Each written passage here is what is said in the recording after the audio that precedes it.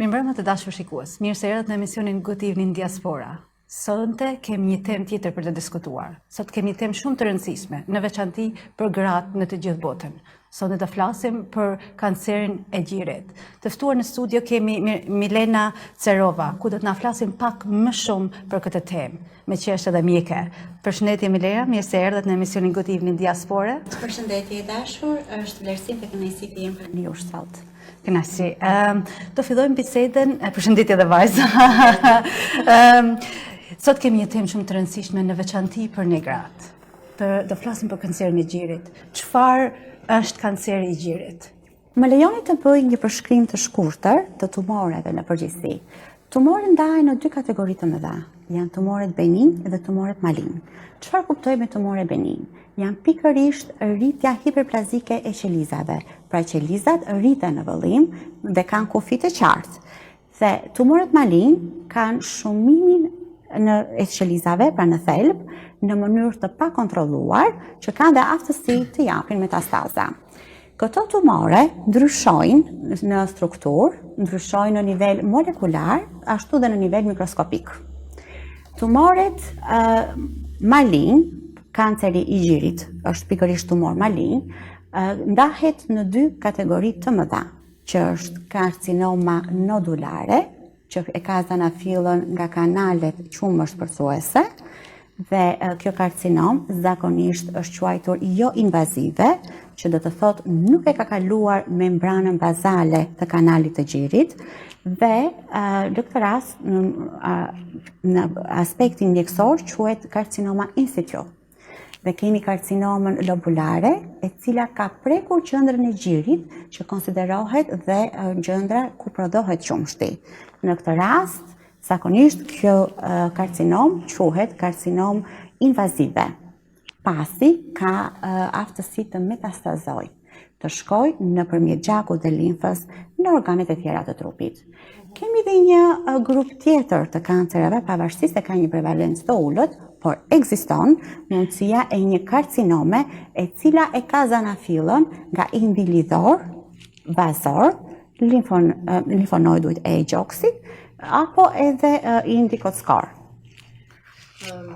Kjo që sa po tha doktoresha ishte një informacion i detajuar dhe goxha i mirë për gjithë dëgjuesit dhe faleminderit që e ndave me ne.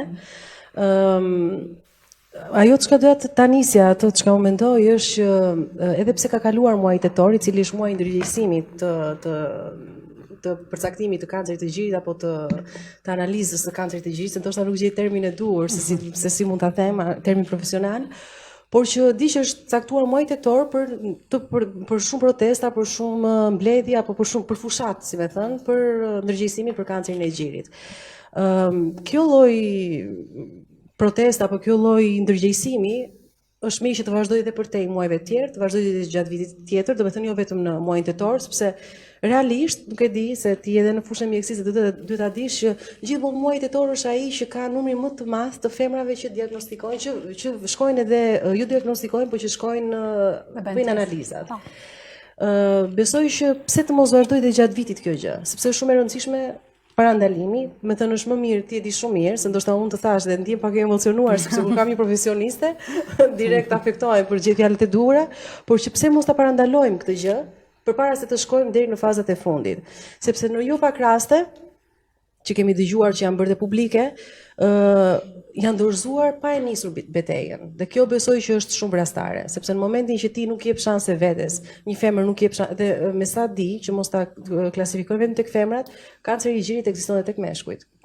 Ekziston edhe tek meshkujt dhe është në një mënyrë akoma dhe më agresive. Kam lexuar, me sa kam lexuar. Prevalenca është më e ulët, është deri në 3% tek meshkujt, por ekziston. Ekziston. Atëherë, me që jemi këtu, pse të mos përhapet ky lloj ndërgjegjësimi, apo pse nuk bëhen më tepër, ndoshta do duhet të bëhen më tepër edhe mënyra se si gratë, sepse jo të gjitha mund ta kenë informacionin akoma që të vetë kontrollojnë gjirin. Duke nisur që nga unë e para që në shumë raste, ka pas shumë raste që e neglizhoj, nuk kam bërë asnjëherë një kontroll të gjirit, ndoshta nuk është gabim, unë jam 34 vjeçë, nuk e di si kam bërë ende, por që nuk e di kur duhet bërë ajo vizita e parë, kur është mirë, kur sugjerohet të bëhet vizita e parë për gjirin. Zakonisht mjekët specialist rekomandojnë që të bëhet një ekzaminim qoftë mujor, Ç'do të thotë? Të prekësh në prekshmërinë taktile, të ndjesh nëse ke ndonjë ndryshim. Megjithatë, fillimi i një kanceri të gjirit nuk është vetëm nga gjëndra që mund të gjendet. Kemi dhe ndryshime të pamjes së gjirit, kemi ndryshime të lëkurës, mund të kemi discharging, që janë shenja që normalisht diçka po ndodh me ne. Megjithatë, të gjitha klinikat e specializuara kanë një lloj assessmenti që quhet triple assessment ose një vlerësim i tretisht. Dhe çfarë konsiston në këtë vlerësim? Pikë së pari është ekzaminimi taktil nga mjeku profesionist. Dhe nëse ndjen dhe për të parë konsistencën e nodullit që mund të gjendet aty, apo edhe për të parë nga ana vizuale nëse ka ndonjë ndryshim në lëkurën e gjoksit apo dhe në discharging. Është edhe kjo, doktoresha, më falë, se jo në pak raste, gratë apo vajzat mund të kenë vërejtur disa gjëndra të cilat nuk janë kancerogjene. Do me thënë nuk është vetëm për panik, me njerë të panikohen, mirë që ta marrë seriozisht. Çdo gjë që është ndryshe nga norma, do parë si e dyshimt. Kjo është pikërisht për të rritur diagnostifikimin e errshëm të kancerit. Pra siç po thosha, triple assessment është një lloj ekzaminimi, siç thamë, është ekzaminimi taktil nga mjeku specialist dhe më pas progreson në teknikat imazherike, që janë shumë të rëndësishme. Flasim për mamografinë. Mamografia është e rekomanduar për moshat mbi 50 vjeç, megjithatë për të gjitha moshat e reja mbi 40 vjeç që mund të kenë një predispozit genetike ku brezat e mëparshëm kanë vuajtur nga kjo sëmundje, janë të rekomanduar të bëjnë patjetër mamografinë. Mamografia është një teknikë imazherike që ndahet në dy lloje. Kemi mamografinë e vjetër, dydimensionale, dhe teknika e re, që është mamografia tridimensionale, që presupozohet shikohet gjoksi në shumë kënde dhe ku përdoret dhe më pak rreze X, sepse thelbi i kësaj teknike është përdorimi i rrezeve X.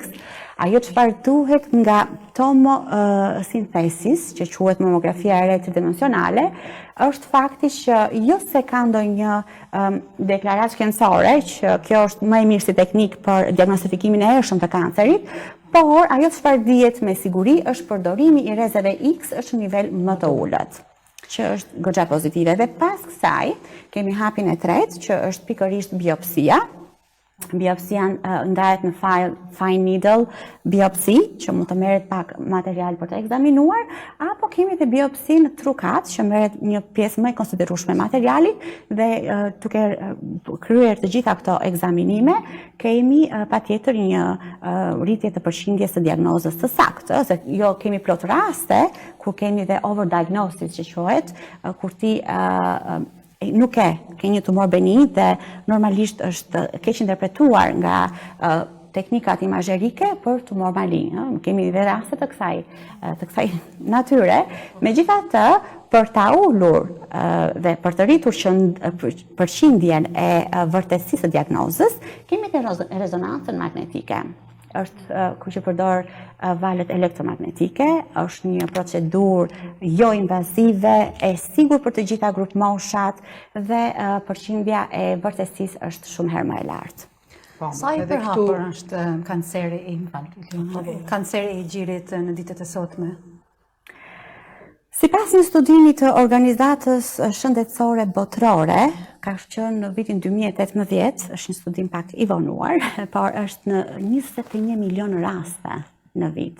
Mund të konsiderohet si kanceri i dytë, që merr goxha jetë njerëzish. Kështu që prandaj dhe ndërgjegjësimin e kancerit të gjirit ka kaq shumë grupe madje në Shqipëri. Me sa jam informuar, ka dhe mamografi që janë përfalas në muajin tetor për të rritur pikërisht diagnostifikimin e hershëm të kësaj sëmundje.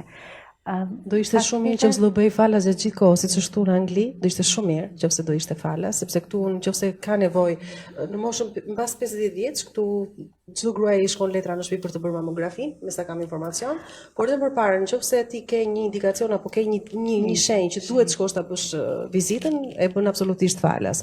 Do ishte shumë mirë nëse do bëhej në Shqipëri kjo gjë. Si thash, mamografia është shumë e përshtatshme për moshat mbi 50 vjeç dhe arsyeja është pikërisht densiteti i gjoksit është më i lartë në moshë të re, kështu që prandaj përdoren teknika të tjera, për shembull si ultrasonografia, që është më e sigurt, për shembull në moshat 9-35 vjeç, eko, që i themi ndrysh, që përdorin tinguj me frekuencë të lartë si teknikë. Jam dakord edhe ju ndoqeva më vëmendje për sa i përket ti the për rezonancën magnetike. Po. Që këtu është MRI scan, me sa dio. Dhe është një metodë që është përhap edhe në Shqipni, por ajo që unë kam re edhe kena pas njerëz ndoshta të afërt ose të njoftën që kanë një diagnostikum me kancer, por ajo që më shqetëson sa herë shkoj në Shqipni, se këtu e dine që mjekësia çdo gjë është më e avancuar, por edhe atje nuk është se edhe sot gjërat kanë ndryshuar, por për sa i përket mamografisë që është falas, kujtoj shumë mirë që çdo tetor ishte, sidomos këto vitet e fundit, ndoshta 2-3 vitet e fundit, por njerëzit sigur ngurojnë. Është tek informacioni.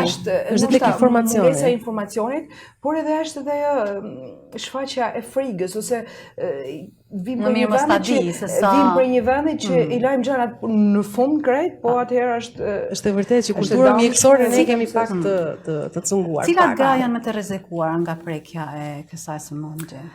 Atëherë, për sa i përket moshës, në moshë të re, 20 vjeç është shumë i rrallë prekja nga kanceri i gjirit. Mbi 30 vjeç rritet rreziku dhe 45 dhe në 75 vjeç dyfishohet ky rrezik. Atëherë janë disa lidhje që janë gjetur nga raste konkrete, nuk është se ka një teorem shkencore që vërtetohet vërtetësia e kësaj, për shembull ardhja e shpejtë në moshë të hershme e menstruacioneve apo e menopauzës në moshë të vonë, nënat që nuk ushqejnë të përsalindrit e tyre me gji, apo femrat që fëmijën e parë e kanë pas moshës 30 vjeç. Po pra, këtë i kisha lexuar dhe unë që, domethënë lindja në moshë të madhe ishte një nga faktorët. Jo ndër kryesorë, por ishte një nga shkaqet. Ka lidhje, domethënë janë gjetur nga rastet konkrete. Nuk është se ka një informacion apo një teorem shkencore që ta vërtetoj, por që kanë gjetur lidhje rreth kësaj. Cilat janë disa nga kemi dhe arsyet genetike. Pra mutacionet genetike, BRCA1, BRCA2 janë mutacionet genetike të trashëguara nga brezat e mëparshme, pra gjeneretat e mëparshme. Cilat janë rrezikshme me egër? A ka ndryshim mes atij që merren? Atëherë kjo është tjetër ndarje, janë 3-9 tipet e kancerit. Hormon receptor që kanë receptor estrogeni ose progesteroni. Është ai diskutimi që vjen prej vitesh nëse përdoren kontraceptiv, a ka rrezik për kancerin e gjirit, dhe është vërtetësia sepse një prej ndarjet në tipet e kancerit është pikërisht hormon receptor. Dhe këto kategori luftohen me hormone, me terapi hormonale. Pastaj kemi edhe një kategori tjetër që është HER2 dhe normalisht protokolli i trajtimit në këtë rast është duke luftuar pra target trajtimi, duke luftuar pikërisht këtë protein. Dhe në tipi 3 që është më i rrezikshëm, është triple negativ, që do të thotë asnjë nga çfarë folëm më lart, nuk është evident në këtë kancer, është agresiv, është me një prognozë shumë të dobët dhe është i paparashikueshëm.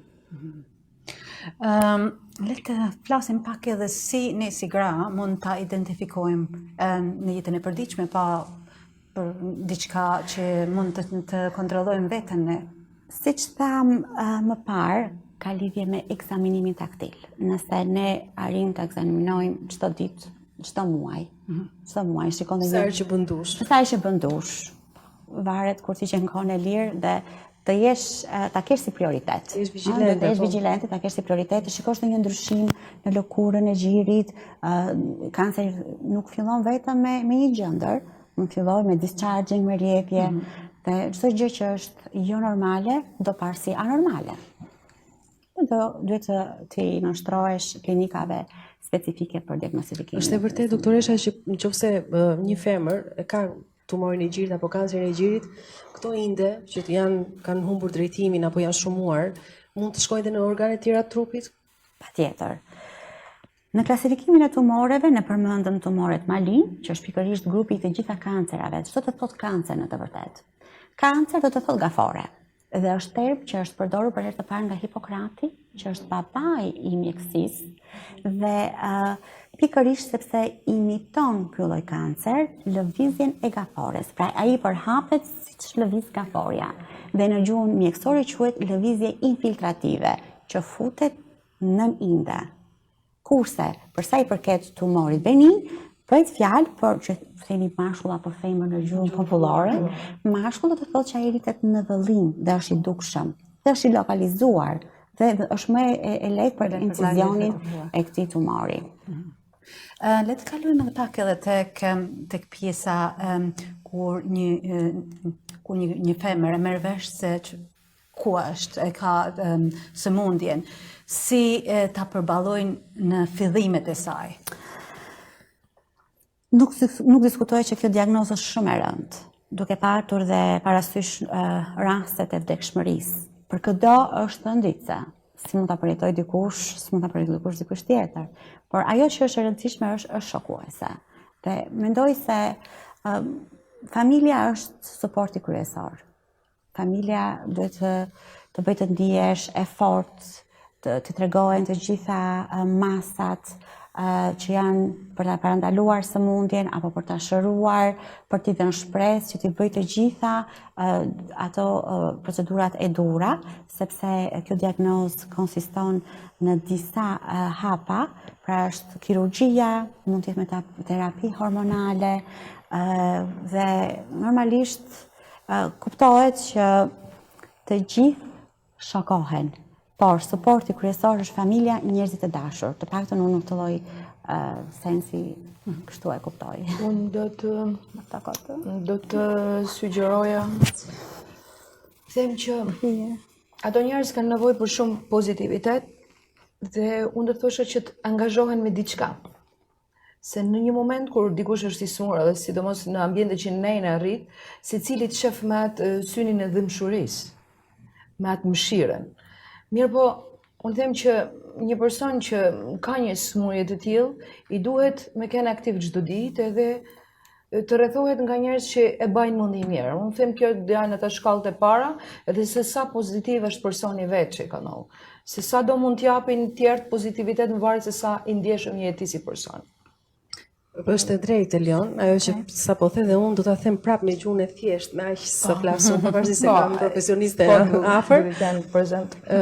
Kam dëgjuar që thonë që test pap testi që thonë në Shqipëri.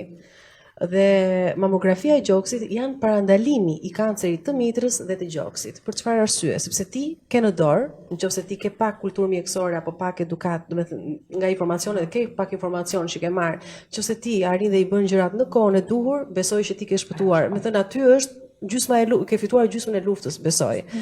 Me thënë duke mos e lënë veten që ta agravohet situata duke neglizhuar, sepse ne jemi pak neglizhent si kombe, kemi pak ose besoj është çështje e njeriu, besoj që gjithmonë dëgjon shumë histori thotë kjo nuk më prek mua, kjo nuk më ndodh mua. Por jo, nga kanceri i gjirit janë të gjithë të prekshëm. Të gjitha ne jemi të prekshme, të gjithëve mund t'i ndodhi. Nuk ka të thotë domethënë që mua nuk më ndodh edhe sepse nuk kam histori, po flasim se atë teori e kam përdorur dhe unë vetë. Që ne nuk kemi në fis asnjë që ka pasur këtë gjë dhe unë nuk e besoj që do prekem. Po me këto informacione që kam marrë tani, nuk ka lidhje asnjë. Po, sepse pjesa genetike shkon deri në 8% të rasteve, që është një përqindje goxha e ulët, krahasuar me arsyet dhe shkaqet e tjera, kështu që kjo përqindje tregon për personave që kanë të trashëguar mutacionet e genit BRCA1, BRCA2, që mund të rezultojnë pozitiv për të dy. Në momentin që rezulton pozitiv, do të thotë që je edhe rrezikuar për kancerin e ovareve. Kanë lidhje. Kjo lloj analize në Shqipëri nuk e di nëse bëhet, po di që është shumë e shtrenjtë nëse do jetë. Nuk e di këtu. Nuk bëhet. Nuk bëhet. Bëhet jashtë, është e kushtueshme diku tek 1000 euro. Po këtu në Angli? Edhe këtu bëhet, patjetër. Është privat Po, apo është privat edhe këtu, okay. Se jo të gjitha ofrojnë edhe këtu, me sa kam iden, jo të gjitha analizat mund të ofrojnë. Dhe të kalojmë edhe pak t'ju japim, sepse gjithmonë në ato kushte një femër është shumë e rënduar edhe mentalisht. Si mund ta kaloni dhe atë pjesën e depresionit në mënyrën se çfarë më ndodhi mua dhe kur të filloj nga tani? Ajo Mirel, para se ta marrë fjalën doktoresha që normalisht që e thot në mënyrë profesionale mendimin e saj, ndaj e thash dhe që në fillim që në jo pak raste betejë, do thënë dorëzohen para betejës pa e filluar. Dhe kjo është gjë më e keqe. Dhe përveç mbështetjes familjes, si doktoresha e tha që është absolutisht apo dhe shoqërisë apo rrethit që të rrethon, duhet dhe një ndërgjegjësim i vetvetes që është më mirë, domethënë të luftoj sepse kemi parë që shumë histori të suksesshme kanë pasur kancer të gjirit dhe ja kanë dalë shumë mirë deri në fund të jetës. Ja kanë dalë dhe është një numër i lartë, mos gaboj. Besoj që duhet filluar puna që me veten radh parë, më thënë njeriu duhet të fillojë me veten e vet, atë sugjestionimin e vetes së vet që unë do t'ja dal, të mendoj pozitivisht siç tha Eliona, plus duke bashkangjitur dhe atë mbështetjen e familjarëve, atëherë besoj që në jo pak raste është dashur edhe nevoja një psikologu. Besoj që një psikolog do bëj punë shumë në të tilla raste.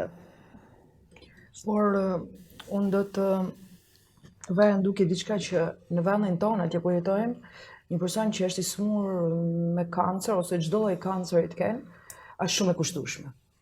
Edhe në bazë të ekonomisë që është atje në vendin tonë, janë shumë marramance, por mos me folën për spitale private, është shumë marramance, ku njerëzit e dinë shumë mirë që ndoshta a dasht me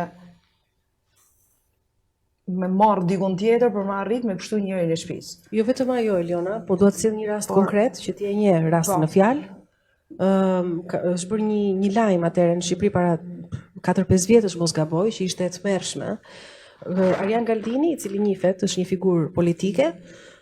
Vjeri i tij ishte me kancer dhe kurohej në spitalin Nën Tereza, mos gaboj. Gjatë gjithë vitit, gjendja e tij përkeqësoi, shkon në Turqi, bën analiza dhe në gjakun e tij nuk u gjet asnjë lloj përqindje të ilaçit që ai supozoi se kishte marrë. Domethënë në Shqipëri ka raste që ndodhin dhe gjëra të tilla, kam pasur dhe shpresoj që nuk ndodhin tani. Ajo pjesa humanitetit që i takon. Nuk e di. Jo, ideja është se ai ilaçin supozoi me shkresa, me protokoll gjitha i kishte rregull dhe ai ilaçin e kishte marrë, supozoi, por realisht çfarë ilaçi ka marrë? Ka pirë një paracetamol të thjeshtë. Por fat keq ai humbi jetën. Ai ndoshta do ta humbte jetën, gjithsesi edhe po të merrte medikamentin, po ama familjarëve jam e sigurt që kanë një pikë pyetje dhe një breng shumë të madhe që po sikur nëse ai do i kishte marrë mjekimin, ndoshta do shkonte edhe një vit, po imagjino se çfarë plagë është.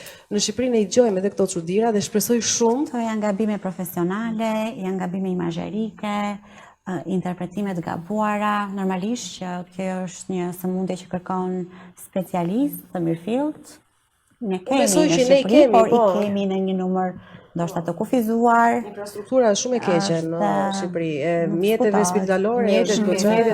Domethënë duhen në për spitale është ose ne siç e shohim diçka i medikament o diçka më marr duhet direkt me shku se spitali është për dëshuar. Unë kam qenë një prej personazheve e studiuar në Shqipëri dhe kur kujtoj programin kam patur shumë vështirësi për sa i përket qoftë etikës profesionale, që është minimumi që duhet të ketë një mjek. Mënyra se si ti e pret pacientin, mënyra se si ti e shpjegon pacientit, që është një gjë komplet ndryshe me atë çfarë ne hasim në Britaninë e Madhe. Kështu që përderisa ne kemi probleme deri në nivelin e etikës profesionale, atëherë të tjerat janë çështje të pranueshme. Cila është edhe mosha që ne duhet ta bëjmë edhe ekzamenimin të shohim doktorin apo në çdo lloj moshe. Asnjëherë nuk është patjetër që ka një lloj raporti me moshën që 20 vjeç nuk mund të diagnostikosh, është shumë i rrallë kanceri, por jo se nuk ekziston. Është njësoj si te meshkujt, është një kancer që flitet më shumë për femrat, por në fakt ne gjejmë edhe tek meshkujt. Ne kemi meshkuj që vuajnë nga kjo sëmundje, pavarësisht se është në 3% e rasteve që është një 100% shumë e ulët si përshëndetje. Jo, unë për ta përmbyllur si bisedë, do të thoya vetëm këtë çështjen se kam shumë dëshirë tani që të flasim pak edhe me doktoreshën për atë çka është vetë. Do të bëja vetëm kisha një mesazh, sidomos për grup moshat e nënave tona, që mos t'i neglizhojnë mamografitë. E di që është një procedurë e bezdisshme, sepse kryhet shtypja e gjirit në të gjitha këndet, dhe është pak e bezdisshme, por që është shumë herë më e lehtë të bësh atë se sa të sëmuresh. Kështu që mesazhi im shkon për gjitha që në çdo kohë të bëjnë analizat e duhura. Çfarë mesazhit t'ju japim edhe grave shqiptare në veçanti? Fet ekzaminimi është një procedurë që nuk shkon më shumë se 2 minuta, 5 minuta maksimumi, që duhet ta bëj çdo grua, çdo femër, çdo nën. Dhe është shumë e rëndësishme ta vlerësosh jetën sepse jeta është shumë e shtrenjtë, të jepet vetëm një herë.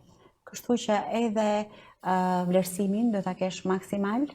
Femra është simboli i kujdesit në shtëpi, të kujdesit pa kushte për familjarët e vet, kështu që duhet ta kthej pak syt nga vetja, sepse nëse ajo nuk do të jetë në gjendje të kujdeset për pjesën tjetër, imagjino se çfarë disaster të krijohet në një familje, në një shtëpi, në një shoqëri, sepse familja është bërthama e shoqërisë, shkojmë për struktura akoma më të larta.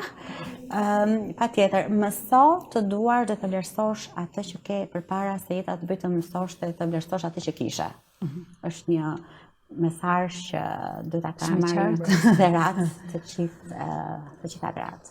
Unë do ta kisha nga anën mjekësore, do të thënë që edhe mjekët të ofrojnë ekzaminime falas, por moshat 50 vjeç ose 40 vjeç që njerëzit të sensibilizohen edhe të shkojnë sa më tepër, të kontrollojnë veten e tyre.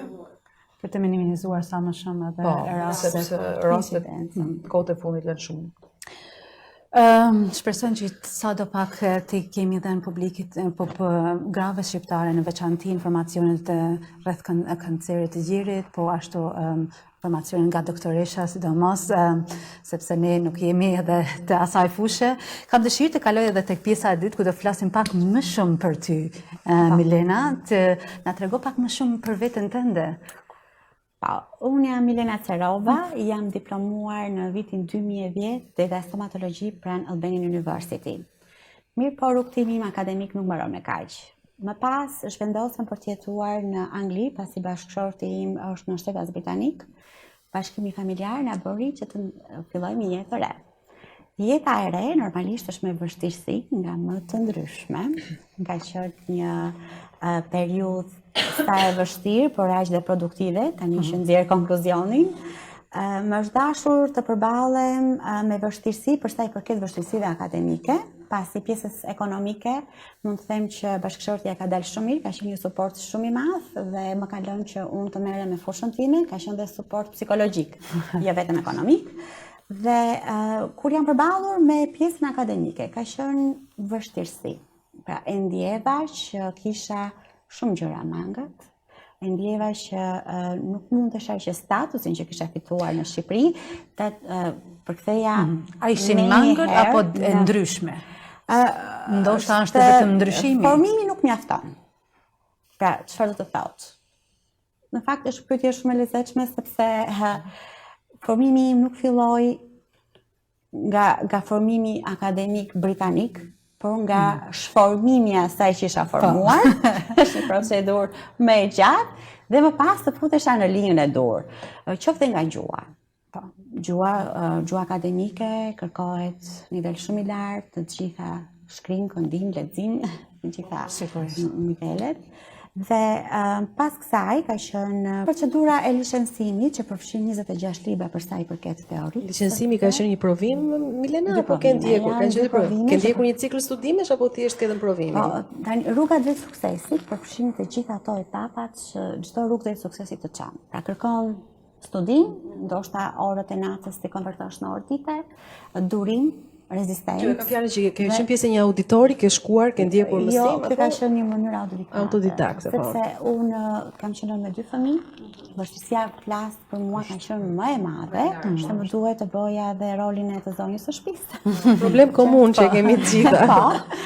Dhe normalisht studimi Dhe dalja kanë shkuar në Universitet King's College University, ka marrë programin, ka shkuar dhe në Royal College University për programin që duhet të ndjekja, dhe pastaj vendosa një plan program, timin personal, do studioj 7 orë në ditë, që të kaloj me sukses, dhe më është dashur një periudhë kohe e gjatë për të arritur. Ka patur shumë denja brenda. Ndoshta zhgënjimi me veten, ndoshta edhe dorëzimi në disa momente të caktuara, apo që kanë qenë sporadike dhe A vjen ajo nga stresi gjithmonë, se nëse jemi të mbi narkuar edhe nga një herë edhe dyshojmë tek vetvetja. Po, ishte në fakt ky ishte objektivi im i jetës pas ju erdha këtu. Ndoshta nga që atë objektivin e parë që ne femrat e kemi, martesa dhe një familje të mirë, e kisha realizuar dhe normalisht ishte çështje statusi tani. Unë si mund të jetoj këtu, pa që në pozita pune, të ndroja profesion, nuk e ndjeja që duhet ta ndoja. Pata ndërprer mendimin është për të vlerësuar bashkëshorti jot, edhe pse nuk e njoh, ka një vlerësim shumë të madh, sepse që të arrish gjitha këto që ti ke arritur, pa suportin e bashkëshortit tënd nuk e besoj që ti ke arritur. Ka qenë një suport ekonomik, psikologjik dhe mund të them që ndoshta edhe humori familjes shkonte nga provimet e mia. Deri në këtë kategori ka arritur. Megjithatë, e rëndësishme është që unë e finalizova me licencimin nga General Dental Council. Tashmë jam në pozita pune, jam shumë e lumtur, pavarësisht se ambicet e mia profesionale nuk mbarojnë me kaq. Milena, jenë tjerë e huaj në këtë vend gjatë ciklit studimeve të punës? E huaj unë ndjem gjithmonë në çdo kohë. Ndihesh gabetja jote ti, apo është ambienti që të rrethon? E huaj, ndoshta ashtu e konsideroj veten, dhe duke ndjerë veten të më thënë si një person që shikon se ti e huaj, duhet të kalosh shumë stade, do shumë eksperiencë, duhet të jesh shumë formati i përvetësuar që ti të duhesh dhe të mirëpritesh nga pacientët. Unë kam arritur të siguroj kontrata që janë vërtet për të admiruar, janë kontrata nga St. John's Dental Practice, për shembull, që është një klinikë e lokalizuar në Universitetin e Oxfordit dhe pjesa më e madhe e pedagogëve janë pacient dhe unë jam ndje me fat që kujdesen për shëndetin e tyre oral. Dhe kur unë marr vlerësime nga këto lloj kategorish, të të vërtetën, pa dashur ti ndaj njerëzve për kategori, ndihem shumë herë më e vlerësuar, se sa pagesa që marr. Sepse ajo çfarë unë kërkoj është gjithmonë rritja e formatit tim si mjeke dhe si shërbim profesional. Duhet të ndalem në të kjo pjesa, sepse shumë herë kur ne vim nga Shqipëria, Kosova, së troje shqiptare, ndoshta e nënversojmë veten dhe e sforsojmë veten më shumë se duhet. Unë jam ndër personazhet. Mirë po, kjo është normalisht sepse këtë shkakton emocione negative, por kjo të bën shumë të fortë. Edhe të bën që ti të marrësh maksimumin e rrugës që ti ke vënë si objektiv. Se ndoshta edhe pas disa viteve që punon këtu e vlerëson veten ndoshta edhe më shumë se sa ata që kanë lindur këtu. Nuk diskutohet, por mirë pa ajo pasiguria ty të bën që të futesh informacion të re, të ri, domethënë gjatë gjithë kohës ti të jesh up to date. Dhe kjo të bën që ty të arritësh atë figurën e mjekut. Dhe është pozitive, unë shikoj si një pjesë pozitive të... Milena, të pyes pak tani një pyetje kështu. Tani shqiptarët i mban pak me hatër kështu atje pacientët që ke, apo... Ka qenë një shqiptar, një pacient ka patur në Oxford, dhe të them të vërtetën jam ndjerë se ku më ka ardhur babi im. Ishte burr tek të 60-tat, madje kam nxjerrë foto në Facebook. Unë ndjeva si po nuk dihesh çfarë ti bëja. Ishte heroin, dhe unë ndjej këtë gjë. E ndjej sepse nuk i shoh shpesh si pacient. Dhe patjetër që i trajtoj shumë mirë me dashuri. Dhe bukura është se u flas shqip, ndërkohë që infermiera më thotë çfarë that. Flas shqip, flas lirshëm dhe ata që më kthejnë, "Ua, si ka mundësi ti dentiste këtu?" Mo jemi me fakt, por shqyqy që të kemi. Dhe janë disa ato komente tipike shqiptare, por ti i merr nga pacientët. A ka ndryshime të mëdha mes Shqipërisë, mënyra se si punohet këtu në Angli? Po absolutisht që kam pak doktoresha, ka shumë ndryshime dhe tani gjej rastin që të ankohem pak te doktoresha tani. Me që kam këtu, do bëj pak ankesat e mia sepse në Shqipëri unë sa që shkoj në Shqipëri, shkoj te takimi i parë te dentistja, sepse këtu nuk e gjej shërbimin që duhet. Domethënë shkoj dhe paguaj një X shumë për të mbushur një dhëmballë dhe mbushja e dhëmballës time bie brenda 3 ditësh. Në një kohë që në Shqipëri nuk ndodh kjo. Si ka mundësi? Atëre, Shërbimet stomatologjike në Britaninë e Madhe ndahen në NHS, që janë shërbime shtetërore, që ti paguar një shumë minimale. të vogël minimale, dhe private, varet çfarë trajtimi kërkon. Në NHS-i zakonisht mbulon mbushjet me amalgam, mbushjet e zeza që ekzistojnë akoma në Britaninë e Madhe, megjithatë nuk të them të njëjtën gjë për privatin, privati është i njëjti mjek që të bën të njëjtën procedurë, është materiali. Jo, unë flas në privat kam qenë dhe në privat më ka ndodhur kjo. Nuk kam qenë në NHS. Me mbushje normale. Unë të them në privat. Jo të bardh, jo me amalgam, po. Dhe më ka ndodhur kjo gjë dhe më thënë që kur më ka ndodhur kjo nuk dua më, nuk më thjesht shkoj vetëm për një pastrim gursash apo për këto gjëra tipike. Gjitha shërbimet e rëndësishme jepin në Shqipëri. Ndaj të pyes, ndoshta është psikologjike dhe do ta heq unë atë lloj ideje. Është psikologjike sepse në Angli funksionon ndryshe. Mas emisionin. Në Angli funksionon ndryshe. Stomatologjia ndahet në disiplina, për shembull, të bësh mbushje me kanal, endodonti, si themi në Shqip, ka specialitet në vete. Dhe një mbushje me kanale shkon dhe në 700 pound, për shembull, dhe do të shkosh te specialisti për katës. Kjo është pra, se ndoshta ka shumë, kjo që ka një numër të konsiderueshëm, dhe ndoshta ajo të gjithë eksperienca ime këtu tek dentistat të privat ka qenë me të vërtetë shumë inspire. Është shkëlqyer. Pastaj unë me një rast i kam zëruar, ndoshta është zëruar, ke bërë gabim në fakt, sepse edhe në vendosjen e materialit është material super cilësor, me garanci, gjë që nuk e gjen në Shqipëri. Jo, tani që kam vlonjate,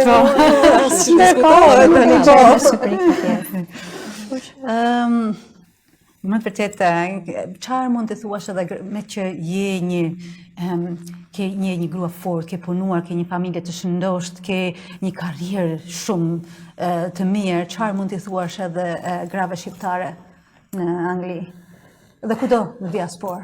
Është shumë e rëndësishme të vendosësh cili është objektivi yt. Objektivi vjen në bazë të preferencave individuale. Ndiqe ëndrrën tënde. Ky është mesazhi që mund të jap. Sinqerisht je për të përgëzuese duke qenë familjare edhe duke pas fëmijë, duke arrit qëllimin tonë me është pikërisht sepse unë doja ëndrrën time. Unë e kuptova çfarë doja që në fillim. Pra e pash që nuk më mbushte asnjë gjë, mund të ndroja edhe profesion, mund të bëja edhe diçka tjetër, nuk më mbushte. Kjo ishte ajo që unë isha dashuruar me stomatologjinë dhe Milena ti the që studimet e tua nuk kanë përfunduar këtu. Na tregon diçka më tepër, çka e duke bërë më tepër apo çka ke planet tua? Ndërkohë jam duke kërkuar një licencë ekstra në Graduate of the Council, pikërisht për të rritur procedurat në punë dhe jam duke ndjekur postgraduate diploma në estetik. Pasi më pëlqen fusha e estetikës. Shumë e bukur edhe neve na pëlqen. Jam në studime sipër, nuk është se kam përfunduar akoma. Po është e lidhur se thuhet që dentistit bën me mu duk bukur edhe kur buzqesh. Kështu që besoj që do të jenë një po do të kesh dhe sy estetik, do të kesh sy Milena, estetik. do të bëj një pyetje tjetër, me që po më jepet rasti si vlonjati që të kam edhe ti me lirshme tani që të flas. Zbardhja e dhëmbëve që po përdoret kaq shumë sot. Kujtoj që në Vlorë kam shkuar te dentistja ime, është dentiste e vjetër aty tek biblioteka e qytetit, Lola Mezini, nuk e di dhe mund ta njohësh. Po, patjetër Flora. Dhe po, Flora dhe më ka thënë që zbardhja e dhëmbëve është sikur të fusësh bluzën në klor, në açe. Domethënë e shkatron komplet e unë nuk ta bëj, nuk po pranoj që ta bënte, sepse unë kisha probleme për punën e zbardhjes së dhëmbëve. Tani është e vërtet apo ka teknika të reja, ndoshta ka qenë më përpara kjo që thot Flora dhe ndoshta tani ka ndryshuar gjërat. Doktoresh Flora Gjerasin ta përshëndes, pasi ka qenë doktoresha ime, është një grua e nderuar, një mjek e nderuar.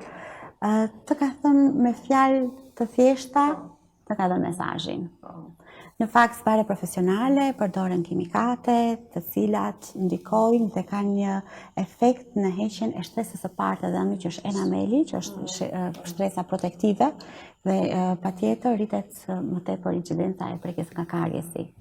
Cila është mënyra më e mirë që të mos dëmtohet dhëmbi? Mënyra më e mirë është larja e dhëmbëve. Unë i këshilloj pacientët, është e vërtetë. duke si një gjë për të qeshur, duke të thjesht është shumë fundamentale, është e vërtetë. Po, është larja e dhëmbëve 2 herë në ditë, ne rekomandojmë fuç elektrike, shkon deri në 2 minuta, 2 herë në ditë për përdorimi i fijeve interdentare floss edhe tipi brashis janë ca furçat vogla që vijnë me ngjyra të ndryshme që simbolizojnë masa të ndryshme gaps për between them Përveç kësaj, cila është të tjetra metodë? Metoda tjetër është ne rekomandojmë check-up. Check-up nga dentisti do të thotë që ti të shkosh çdo 6 muaj, trajtojmë mishat e dhëmbëve, pastrimin, varet nëse ke gjakderdhje. Pra, nëse ke hemorragji nga mishat e dhëmbëve, është shenja e parë që ke probleme me mishat e dhëmbëve, gum disease që i themi ne. Pastaj në çfarë shkalla e ke, normalisht shikojmë nga specialisti dhe parandalimi nuk është, domethënë, asgjë tjetër veç se metoda e dur e larjes së dhëmbëve. Unë jam interesuar me pyet. Çka e shkakton atë ndryshimin e nuancës dhëmbit? Përveç, vrana, kuqe, po për duhani jam e Cigarja. Jam e interesuar. Ka faktor iatrogen, no?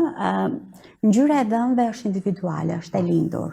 Në themi ne, e trashëguar, dhe bëhet fjalë dentina shtresa e dytë e dhëmbit që jep dhe ngjyrën e dhëmbit individual, por kemi dhe faktor iatrogen, siç është pikërisht vrasësi numër 1, cigarja, vera e kuqe, kafja, çaj. Po këto veneers, këto maskat që po i vendosen tani, janë të këshillueshme veneers? Veneers janë punime estetike, janë goxha të shtrenjta. Se to që janë dhe mbrojtëse për dhëmbin apo nuk ka? Nuk ka lidhje. Ne jemi me dentistrin, nuk jemi me dentistrin destruktive, është katrimin e indi biologjik. Pra ne jemi me ruajtjen sa më gjatë. Punimet estetike mund të shkojnë në raste kur ti vërtet e ke problem dhe mund të shkosh me veneers, që janë pikërisht facetat, që janë direkte dhe indirekte, por ka se të kesh dhëmbin tënd. Po, absolutisht. Kështu që absolutisht kërkohet kujdesi oral të jetë maksimal.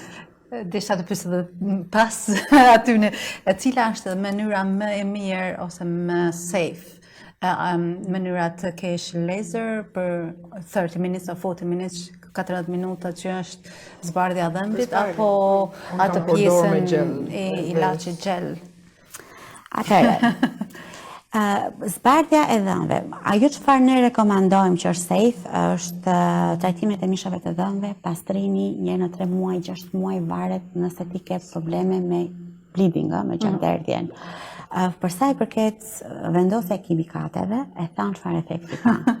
Dhe e keqja është sepse e ka afatin kohor të shkurtër deri në 2 vjet maksimum i mban zbardhja, kështu që do të bësh të njëjtën procedurë çdo 2 vjet, dhe ndërkohë që shtresa e parë e dhëmbit është dëmtuar tash. Doktoresha, po për fëmijët, kur e rekomandon kontrollin e parë dhe si duhet mirëmbajtur dhe higjiena orale e fëmijëve?